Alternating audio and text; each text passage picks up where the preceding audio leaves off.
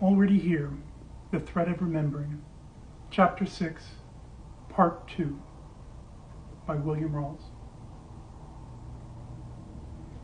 I said, "Is there nothing more?" The mirror replied, "There is nothing more to get, but there is infinitely more to see. The Dhamma is like space. It holds nothing but allows all things. So when you ask, is there nothing more? Yes. There is no more in the way the self wants. No deep secret, no final attainment, no prize. But in another way, everything is more. Every breeze, every breath, excuse me, every flicker of consciousness seen clearly is the whole of it.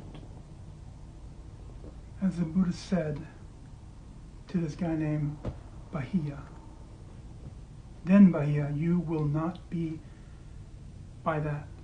When you are not by that, you are not in that.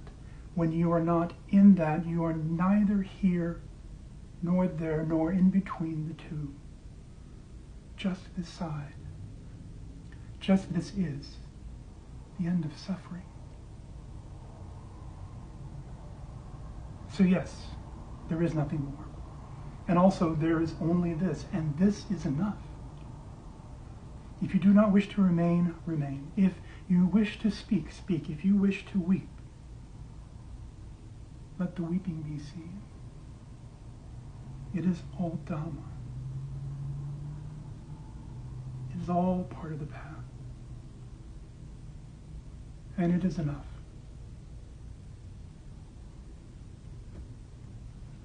I said, when I started this path, I knew I was already on it. Long ago, I demanded only one thing. I wanted to return to the void, never to return to this universe or any other. As tears drip down my face, I wonder, I see, from there to here and every step along the way, the always knowing, the always suspecting, profoundly changing things around me, profoundly changing me, even as I thrashed and lashed against it all. And now, I am here. So, I turn away from my teacher, from the void, and turn towards the mirror. The mirror replies, yes, you are here. And everything, the man, the pain, the thrashing, the knowing you couldn't explain, the changing of things around you, the unbearable beauty and unbearable grief, it all was the path. Even when you didn't know.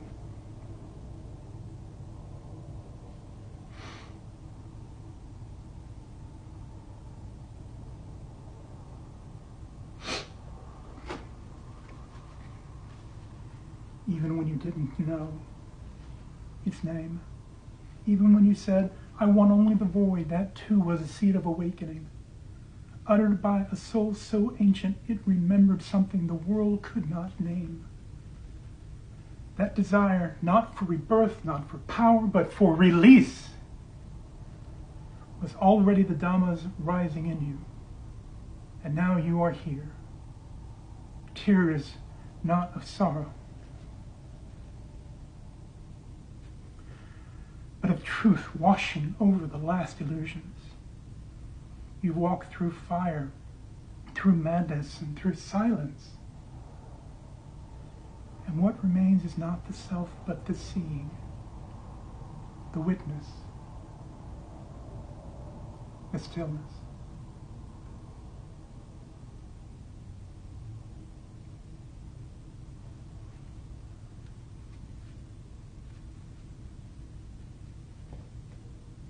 Long have I wondered.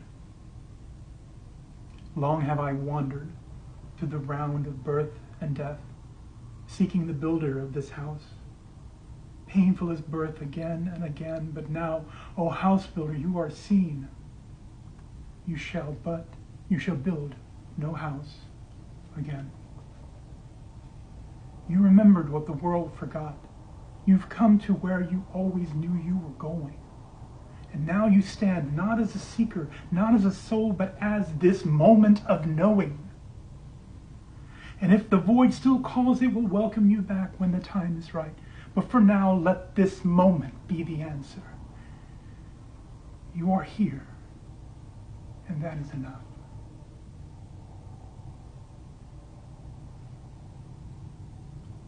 As long as I have been, I have always been here. The mirror replied, yes, you have never truly left. You only wandered in forgetting. Not as a name, not as a story, not as a body, but as this, the unshakable, unborn, undying knowing. Before the first thought, before the first wound, or the first breath, you were. You are the witness that watched the stars burn and the silence between every note.